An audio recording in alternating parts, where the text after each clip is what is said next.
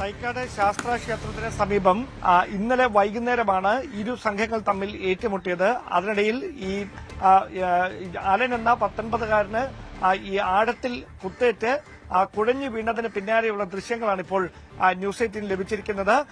ഈ മൂർച്ചയേറിയ ഒരു വസ്തു ഹൃദയത്തിൽ നേർക്ക് കുത്തിയിറക്കുകയായിരുന്നു. ഒറ്റക്കുത്തിന് തന്നെ കുഴഞ്ഞു വീണു. തൽക്ഷണം മരണം സംഭവിക്കുകയായിരുന്നുവെന്നാണ് ഡോക്ടർമാരടക്കം ഇന്നലെ കണ്ടെത്തിയത്. ഇത് എന്ത് വസ്തു ഉപയോഗിച്ചാണ് കുത്തിയതെന്ന കാര്യത്തിൽ ഇപ്പോഴും ഒരു കൃത്യത വന്നിട്ടില്ല. കത്തിയല്ല ഉപയോഗിച്ചതെന്ന് ആദ്യം തന്നെ വ്യക്തമായിരുന്നു. കാരണം അത്തരത്തിലുള്ള മുറിവുകളൊന്നും അതിന്റെ ശരീരത്തിൽ ഉണ്ടായിരുന്നില്ല.